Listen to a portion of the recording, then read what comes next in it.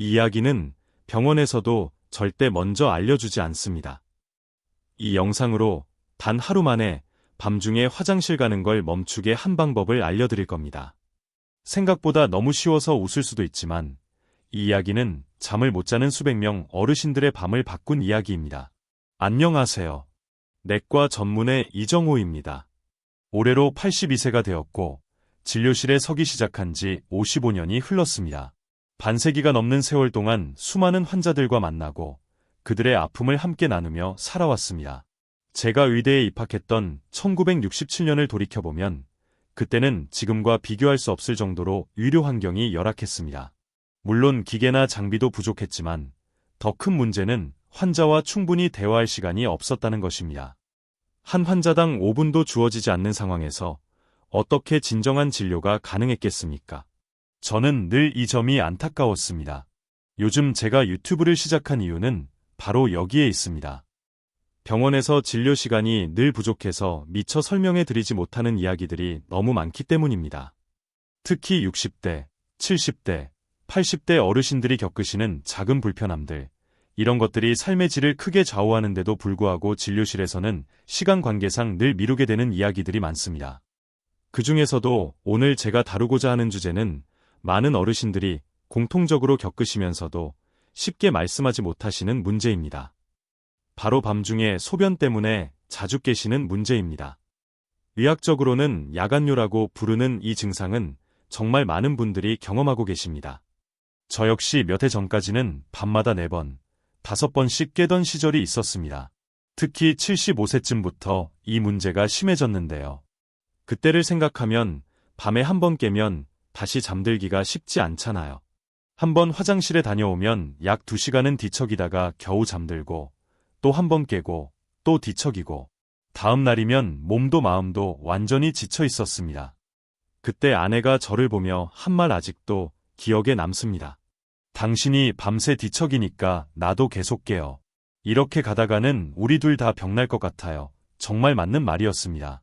수면 부족은 면역력 저하, 혈압 상승, 당뇨 악화 등 온갖 건강 문제를 불러옵니다.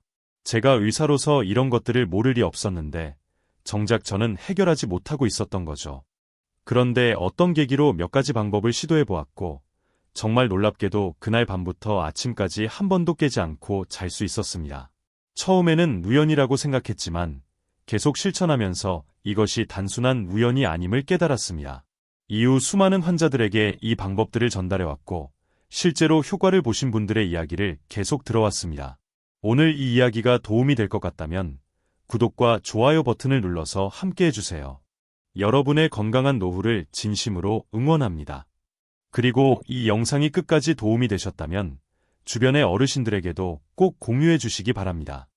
지금부터 오늘의 주제, 밤중 소변 문제를 생활 습관으로 해결하는 5가지 방법에 대해 자세히 말씀드리겠습니다. 이 방법들은 제가 55년간 진료하면서 만난 수천 명의 환자들과 제 자신의 경험을 통해 검증된 것들입니다. 물론 모든 사람에게 동일하게 효과가 있다고 보장할 수는 없지만 대부분의 경우 적어도 하나 이상의 방법에서 효과를 보실 수 있을 것입니다. 끝까지 들으셔야 제대로 이해하고 실천하실 수 있습니다. 왜냐하면 이 5가지 방법들은 서로 연관되어 있기 때문에 하나의 방법만 듣고 나가신다면 전체적인 그림을 이해하기 어려울 수 있거든요. 만약 오늘 처음 제 영상을 보시는 분이라면 구독과 좋아요 버튼을 눌러주세요. 앞으로도 여러분의 건강을 위한 이야기를 꾸준히 전해드리겠습니다. 또한 이 영상을 보시면서 메모를 하실 것을 강력히 추천합니다. 나이가 들면서 기억력이 예전 같지 않은 것은 자연스러운 현상입니다. 제가 말씀드리는 방법들을 간단히라도 적어두시면 나중에 실천하실 때 큰 도움이 될 것입니다. 여러분은 하루 중 뭘 가장 많이 마시나요? 아마도 많은 분들이 저녁 식사 때나 TV 보면서 마시는 차나 커피가 상당할 겁니다. 그런데 바로 이것이 밤중 소변 문제의 가장 큰 원인이라는 사실 알고 계셨나요? 저도 74세 최정희 할머니를 처음 만났을 때를 잊을 수 없습니다. 할머니는 밤에 평균 6번씩 화장실에 가신다고 하셨는데 그로 인해 낮에는 늘 피곤하시고 기력이 없으셨습니다. 특히 아침에 일어나서 집안일을 하는 것조차 힘들어 하셨죠. 진료를 하면서 할머니의 하루 일과를 자세히 들어보니 저녁 7시 식사 때 국물을 2그릇이나 드시고 저녁 9시쯤에는 꿀물을 1컵, 자기 전에는 수분이 많은 수박이나 배 같은 과일을 드시는 습관이 있었습니다. 그뿐만 아니라 밤에 목이 마르면 물컵을 머리맡에 두고 자주 드셨다고 하더군요. 저는 할머니께 할머니, 내일 한 번만 저녁 6시 이후에는 물을 되도록 마시지 마세요. 정갈증이 나면 입을 헹구는 정도만 하시고요. 라고 조언했습니다. 처음에는 할머니께서 의사 선생님, 그럼 너무 목이 마를 것 같은데요. 특히 여름에는 어떻게 참나요? 라고 걱정하셨습니다. 저는 수분은 낮에 충분히 마시시고 저녁 6시 이후에만 제한하는 거예요. 또한 에어컨이나 선풍기를 적절히 사용하시면 갈증이 많이 줄어들 거예요라고 설명해 드렸습니다. 그리고 한 가지 더 중요한 점을 말씀드렸습니다. 할머니, 많은 분들이 오해하시는 것 중 하나가 나이가 들면 물을 더 많이 마셔야 한다고 생각하시는 거예요. 물론 적절한 수분 섭취는 중요하지만 밤에 마시는 것은 오히려 수면을 방해해서 전체적인 건강에 해가 될 수 있어요. 그 다음 날 아침 병원 문이 열자마자 최정희 할머니께서 뛰어오셨습니다. 얼굴에 환한 미소를 띠시며 선생님, 밤새 한 번만 일어났어요. 이게 정말 20년 만의 일이에요. 아침에 일어났는데 몸이 이렇게 가벼운 게 언제인지 모르겠어요라고 말씀하시는데 그 기쁨이 저에게도 그대로 전해졌습니다. 과학적으로 설명하면 우리 몸은 밤 동안 항이뇨 호르몬 ADH를 분비해서 소변 생산을 억제합니다. 이 호르몬 덕분에 건강한 성인은 보통 밤새 화장실에 가지 않고도 잘 수 있는 것입니다. 하지만 저녁에 많은 수분을 섭취하면 이 호르몬의 효과가 제대로 나타나지 않게 됩니다. 특히 카페인이 들어간 커피나 차는 이뇨작용을 촉진시켜 더욱 문제가 됩니다. 여기서 알아두실 점은 카페인이 들어있지 않은 음료라도 저녁에 많이 마시면 문제가 될 수 있다는 것입니다. 예를 들어 결명자, 둥글레차, 보리차 같은 한국인이 즐겨 마시는 차들도 마찬가지입니다. 또한 알코올의 경우 처음에는 졸음이 오는 것 같지만 실제로는 수면의 질을 떨어뜨리고 야간뇨를 유발합니다. 실천하는 방법은 간단하지만 구체적으로 설명하면 다음과 같습니다. 저녁 6시 이후에는 곡물 요리, 과일, 특히 수분이 많은 수박, 참외, 딸기 등 음료수, 모든 수분 섭취를 가능한 한 제한하는 것입니다. 만약 정갈증이 날 때는 물로 입을 헹구고 뱉어내는 정도만 하세요. 또는 얼음 조각 하나를 입에 물고 있다가 천천히 녹여서 삼키는 것도 좋은 방법입니다. 대신 오전과 오후, 특히 전 10시부터 오후 4시 사이에는 충분히 물을 마셔서 하루 권장량을 채우시면 됩니다. 보통 성인의 경우 하루 1.5리터에서 2리터 정도가 적당한데 이를 저녁 6시 이전에 모두 마시는 것이 목표입니다. 주의하실 점은 신장 질환이 있거나 이뇨제 같은 특별한 약을 복용 중이신 분들은 먼저 담당 의사와 상의하신 후 실천하시기 바랍니다.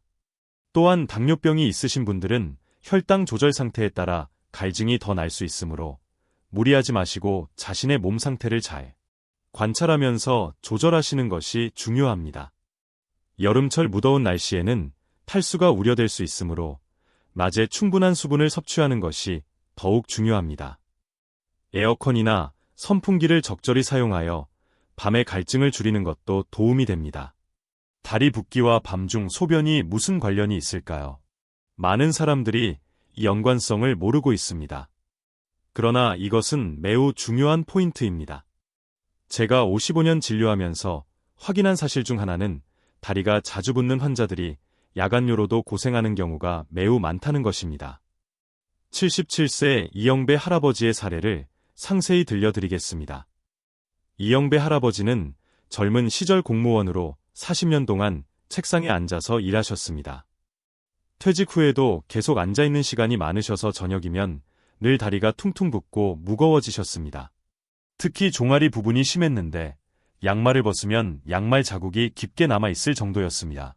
할아버지의 밤중 소변 패턴을 자세히 들어보니 보통 밤 12시에 잠들면 새벽 2시, 4시, 6시에 화장실에 가셨다고 합니다.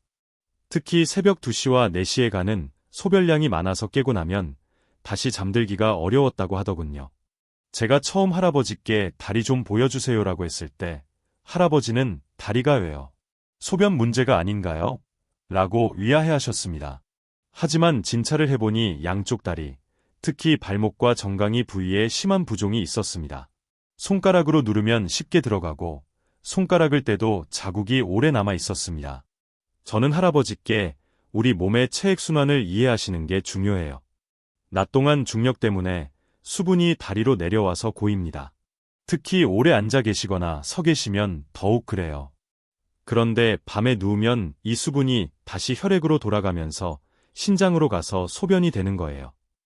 그래서 다리 부종이 심한 사람일수록 밤에 소변이 더 자주 마려운 거죠라고 설명해 드렸습니다. 할아버지는 그래서 저녁에 다리가 무거울수록 밤에 화장실을 더 자주 가는 거였군요라고 이해하셨습니다. 그래서 저는 할아버지에게 매일 저녁 TV를 볼 때 다리를 심장보다 높게 올리는 습관을 제안했습니다. 구체적인 방법으로는 소파에 누워서 다리를 팔걸이에 올리거나 벽에 기대어 다리를 올리는 방법을 알려드렸습니다. 또한 식후 30분 정도는 가벼운 산책을 하신 후 다리를 올리면 더욱 효과적이라고 말씀드렸습니다. 처음에는 그런 자세가 불편할 것 같은데요 라고 하셨지만 제가 15분만이라도 해보세요. 다리 근육이 이완되면서 편안해지실 거예요 라고 권했습니다. 일주일 후 다시 만났을 때 할아버지의 표정이 확연히 밝아져 있었습니다. 선생님, 정말 신기해요. 매일 저녁 다리를 올리니까 밤에 화장실 가는 횟수가 절반으로 줄었어요. 그리고 아침에 일어났을 때 다리가 가벼워서 기분이 상쾌하다고 해야 할까요? 2주 후에는 더욱 놀라운 변화가 있었습니다. 선생님, 이제는 밤에 한 번만 깨요. 그것도 새벽 4시쯤 한 번만요. 20년 만에 처음 있는 일이에요. 이것은 과학적으로도 충분히 설명이 됩니다. 다리 부종은 대부분 정맥순환 장애로 인해 발생합니다. 특히 고령자의 경우 정맥 판막의 기능이 약해져서 혈액이 심장으로 올라가는 것이 어렵습니다. 낮 동안 축적된 수분이 밤에 누울 때 갑자기 혈액순환계로 돌아가면 신장이 이를 처리하느라 소변량이 증가합니다. 다리 부종이 있으신 분들은 대부분 이 문제를 겪고 계실 가능성이 높습니다. 특히 고령자분들은 심장 기능이 약해지고 근육도 약해지면서 순환이 잘 되지 않아서 더욱 그렇습니다. 저녁 식사 후 1시간 정도 다리를 올려두시는 것만으로도 큰 효과를 볼 수 있습니다. 구체적인 실천 방법을 더 자세히 말씀드리면 첫째, 저녁 식사 후 30분 정도는 가볍게 걸어주세요. 식후 바로 다리를 올리면 소화에 방해가 될 수 있습니다. 둘째, TV를 보거나 책을 읽을 때 다리를 심장보다 약간 높게 올려주세요. 너무 높이 올리면 오히려 불편할 수 있습니다. 셋째, 다리를 올리는 동안 발가락을 가볍게 움직이거나 발목을 돌려주면 순환에 더욱 도움이 됩니다. 넷째, 하루 15분에서 30분 정도만 해도 충분합니다. 너무 오래 하면 오히려 뻣뻣해질 수 있어요. 주의하실 점은 심장질환이나 고혈압이 있으신 분들은 무리하게 높이 올리지 마시고 편안한 정도로만 하시기 바랍니다. 또한 갑자기 일어날 때는 어지러울 수 있으니 천천히 움직이세요.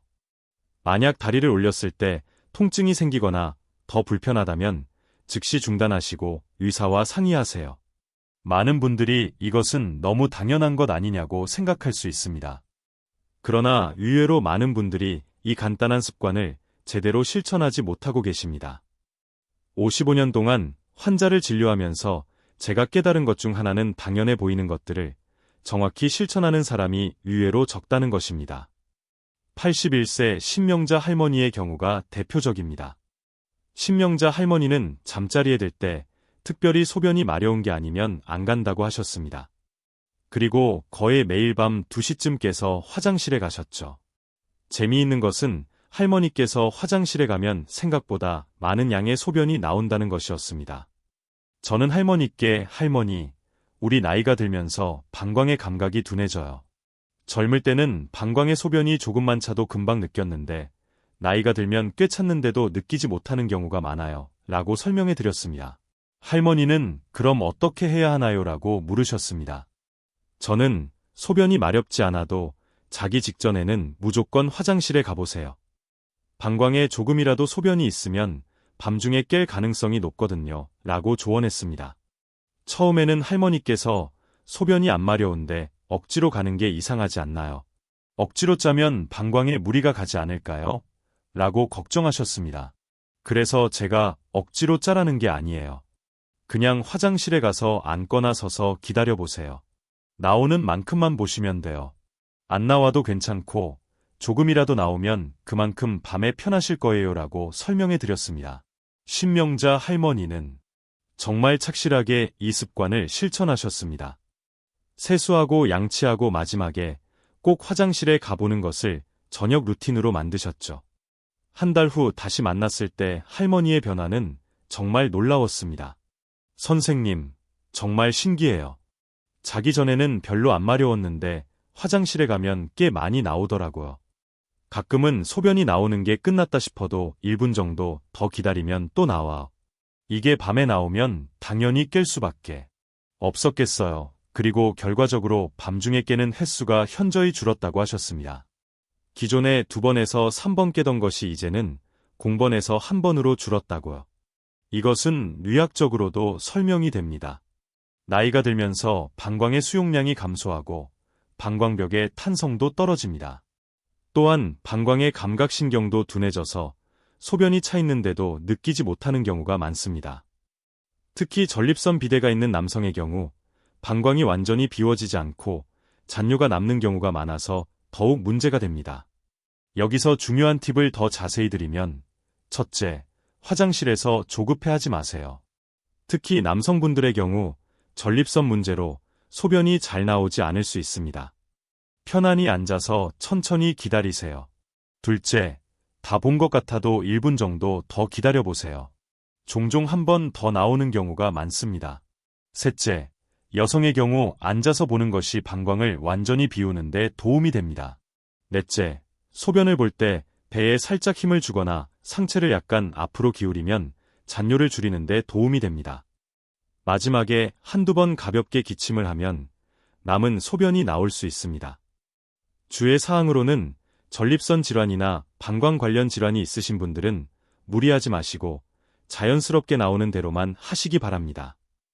또한 요실금이 있으신 분들은 너무 오래 참거나 무리하게 짜지 마시고 편안한 상태에서 자연스럽게 배출하세요. 이게 밤중 소변과 무슨 관련이 있을까요?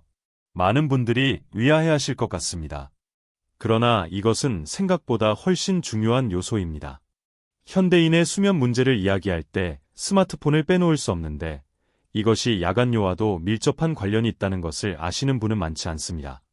79세 조병선 할아버지의 이야기를 상세히 들려드리겠습니다. 조병선 할아버지는 70세쯤 손자가 스마트폰을 가르쳐준 이후로 매일 밤 침대에서 뉴스를 보고 유튜브 영상을 보며 시간을 보내셨습니다. 보통 밤 11시에 잠자리에 들었는데 12시가 넘어서까지 폰을 보시는 일이 많았습니다. 제가 할아버지께 할아버지, 스마트폰 사용 시간이 어느 정도 되나요?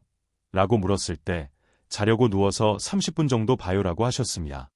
하지만 자세히 들어보니 실제로는 1시간에서 1시간 30분 정도 되는 경우가 많았습니다.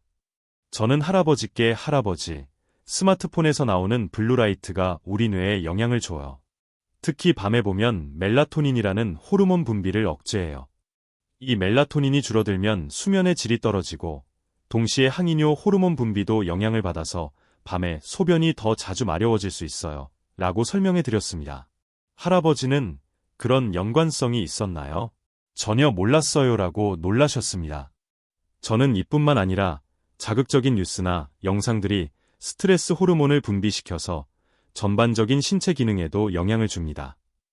특히 깊은 수면에 들어가기 어려워져서 조금만 자극이 있어도 쉽게 깨게 되죠. 할아버지는 그럼 밤에 뭘 하고 지내나요? 심심한데요 라고 하셨습니다. 이것은 많은 어르신들이 하시는 질문입니다. 저는 저녁 9시 이후에는 스마트폰을 거실에 두고 대신 책을 읽거나 라디오를 들어보세요. 또는 가족과 대화를 나누거나 일기를 쓰는 것도 좋은 대안이 될 수 있어요. 라고 제안했습니다. 2주 후 조병선 할아버지가 진료실에 오셨을 때 표정이 훨씬 밝아져 있었습니다. 선생님, 처음 며칠은 적응이 안 됐는데 일주일쯤 지나니까 확실히 달라졌어요. 밤에 화장실 가는 횟수가 절반으로 줄었고 더 깊이 잠들어요. 아침에 일어났을 때도 머리가 맑고 개운해요. 4주 후에는 더욱 놀라운 변화를 보고해 주셨습니다. 선생님, 이제는 밤에 한 번도 안 깨는 날이 일주일에 4번이나 돼요. 30년 만에 처음 있는 일이에요. 사실 이것은 과학적으로도 충분히 설명이 됩니다. 블루라이트는 우리 뇌에서 낮이라고 인식하게 만들어 멜라토닌 분비를 억제합니다. 멜라토닌은 단순히 수면을 유도하는 것뿐만 아니라 항이뇨 호르몬 ADH의 분비에도 영향을 줍니다. 또한 깊은 수면에 들어가야 항이뇨 호르몬이 제대로 분비되는데 스마트폰 사용으로 얕은 수면에 머물게 되면 이 호르몬의 효과가 떨어집니다. 더불어 자극적인 뉴스나 영상들은 교감신경을 활성화시켜 긴장 상태를 유지하게 만듭니다. 이로 인해 방광의 예민도가 증가하여 평소보다 작은 자극에도 쉽게 깨게 되는 것입니다. 구체적인 실천 방법을 더 자세히 안내하면 첫째, 저녁 9시 이후에는 스마트폰을 거실이나 침실 밖에 두세요. 침실에 가져가지 마세요. 둘째, 알람이 필요하다면 전통적인 알람 시계를 사용하세요. 셋째, 잠들기 전에는 조명도 어둡게 해주세요. 특히 LED 조명보다는 백열등이나 간접 조명이 좋습니다. 넷째, 대신 책 읽기, 명상, 가벼운 스트레칭, 일기 쓰기 등의 활동을 추천합니다. 다섯째, 만약 꼭 스마트폰을 사용해야 한다면 블루라이트 차단 안경을 착용하거나 폰의 야간 모드를 사용하세요. 주의 사항으로는 갑자기 습관을 바꾸면 처음에는 불편할 수 있습니다. 점진적으로 사용 시간을 줄여가는 것도 좋은 방법입니다. 또한 가족들과 미리 상의해서 밤늦은 시간에 연락하지 않도록 양해를 구하는 것도 중요합니다. 이 방법은 좀 의외로 느끼실 수 있는 방법입니다. 깼으면 화장실에 가야지 안 가라는 거죠라고 생각하실 텐데요. 하지만 이것도 매우 중요한 포인트입니다. 55년간 수많은 환자를 진료하면서 제가 발견한 것 중 하나는 많은 사람들이 밤에 깨면 실제로 소변이 급하지 않은데도 습관적으로 화장실에 간다는 것입니다. 72세 박정기님의 사례를 더 자세히 들려드리겠습니다. 박정기님은 밤에 눈이 뜨면 무조건 화장실에 간다는 철칙을 가지고 계셨습니다. 심지어 별로 마렵지 않을 때도 어차피 깼으니까 가야지 하는 생각에 화장실에 가셨죠. 그리고 화장실에 가면 소변이 조금밖에 나오지 않는 경우가 많았습니다. 저는 정기 선생님께 정말 급한 게 아니라면 5분 정도 누워서 기다려보세요.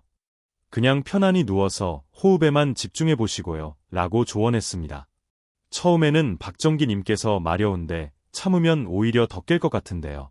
그리고 참았다가 실수라도 하면 어떻대요? 라고 걱정하셨습니다. 저는 실수할 정도로 급하다면 당연히 가셔야죠. 하지만 그냥 깼으니까 가야지 하는 생각에 가는 경우가 대부분이에요. 한 번만 시도해보세요. 라고 말씀드렸습니다. 저는 더 구체적인 방법을 알려드렸습니다. 깨셨을 때 먼저 배에 손을 올리고 가볍게 눌러보세요. 정말 방광이 가득 차 있다면 약간 당기는 느낌이 들 거예요. 그게 아니라면 5분 정도 누워서 천천히 호흡하면서 기다려보세요. 2주 후 박정기님이 보고해주신 내용은 정말 놀라웠습니다. 선생님, 정말 신기해요. 깨서 5분 정도 누워있으면 소변이 안 마려워지면서 다시 잠들게 돼요. 그리고 정말 급할 때와 그냥 깬 것의 차이도 구분할 수 있게 됐어요. 한 달 후에는 밤에 화장실 가는 횟수가 반으로 줄었어요. 가끔은 아예 안 가는 날도 있어요. 아침에 일어나서 보니 실제로 밤에 소변이 별로 안 마려웠더라고요. 이것은 심리학적으로도 설명이 됩니다. 우리의 뇌는 습관의 동물이라서 깨면 화장실에 간다는 패턴이 한번 형성되면 실제로 필요 없을 때도 그 패턴을 따르게 됩니다. 이를 의학용어로 조건화라고 합니다. 또한 실제로 밤에 만들어지는 소변량은 낮보다 적습니다. 항이뇨 호르몬 덕분에 신장이 소변 생성을 억제하기 때문입니다. 따라서 깨서 참아보면 실제로는 별로 마렵지 않은 경우가 많은 것입니다. 구체적인 실천 방법을 더 자세히 설명하면 깨셨을 때 먼저 배를 가볍게 눌러보세요. 정말 방광이 팽창한 느낌이 드는지 확인해 보세요. 시계를 보고 정확히 5분을 재보세요. 그 시간 동안 편안히 누워서 호흡에만 집중하세요. 호흡법은 4초 동안 들이쉬고 4초 동안 참고 4초 동안 내쉬는 것을 반복해보세요. 5분 후에도 정말 급하다면 그때 가세요. 하지만 대부분의 경우 다시 잠들게 될 것입니다. 처음에는 어색할 수 있으니 조급해하지 마세요. 점진적으로 적응해 나가시면 됩니다. 주의 사항으로는 요실금이 있거나 전립선 수술을 받으신 분들은 무리하지 마세요. 급할 때는 바로 가세요. 방광염이 있거나 요로 감염이 있으신 분들도 참지 마세요. 당뇨병이나 신장 질환이 있으신 분들은 자신의 상태를 고려해서 조심스럽게 실천하세요. 나이가 많으신 분들은 갑자기 일어날 때 어지러울 수 있으니 천천히 일어나세요. 여러분, 오늘 제가 소개해드린 5가지 방법, 어떻게 들으셨나요? 정말 단순해 보이지만 이 작은 습관들이 모이면 엄청난 변화를 만들어냅니다. 저 역시 82세의 나이에도 이 방법들을 실천하면서 매일 밤 편안한 수면을 취하고 있습니다.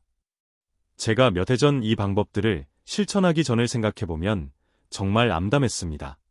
매일 밤 4번, 5번씩 깨면서 고생했고 다음날 진료하는데도 영향을 줄 정도였습니다. 환자들에게는 좋은 조언을 해주면서 정작 저는 해결하지 못하고 있었던 것이 부끄러웠죠. 하지만 이 방법들을 하나씩 실천하면서 생활의 질이 완전히 달라졌습니다. 무엇보다 아침에 일어났을 때 개운함이 다릅니다. 이 기분을 여러분도 느끼셨으면 좋겠습니다. 여러분에게 드리고 싶은 조언은 이 5가지 방법을 모두 한 번에 실천하려고 하지 마세요. 하나씩 차근차근 습관으로 만들어 가시기 바랍니다. 예를 들어 첫 주에는 저녁 6시 이후 수분 섭취를 제한해보고 둘째 주에는 자기 전 소변 보기를 추가하는 식으로요. 그리고 중요한 것은 꾸준함입니다. 며칠 해보고 효과가 없다고 포기하지 마세요. 우리 몸이 새로운 습관에 적응하는 데는 시간이 필요합니다. 보통 3주 정도 꾸준히 실천하면 확실한 변화를 느끼실 수 있을 것입니다.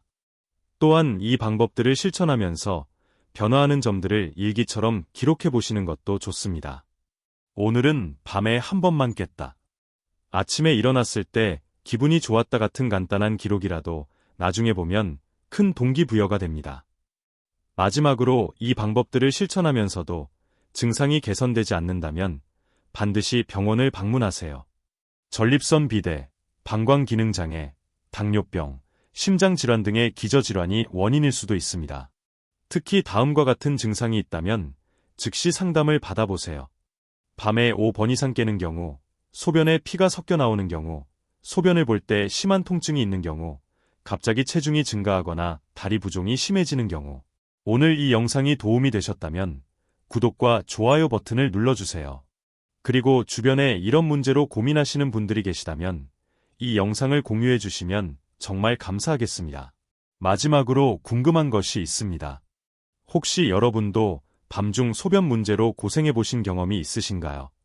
오늘 소개해드린 방법들 중에서 특별히 효과를 보신 것이 있나요? 댓글로 공유해 주세요. 다른 시청자분들에게도 큰 도움이 될 것입니다. 그리고 오늘 소개해드린 5가지 방법 중에서 어떤 것부터 시작해 보실 건가요? 가장 쉬워 보이는 것, 가장 효과적일 것 같은 것을 선택해서 오늘부터 시작해 보세요. 단 하루만이라도 실천해 보시면 분명히 변화를 느끼실 수 있을 겁니다. 여러분의 건강하고 편안한 밤을 진심으로 응원합니다. 55년간 진료하면서 수많은 환자들의 회복을 지켜본 의사로서 여러분도 반드시 이 문제를 극복하실 수 있다고 확신합니다.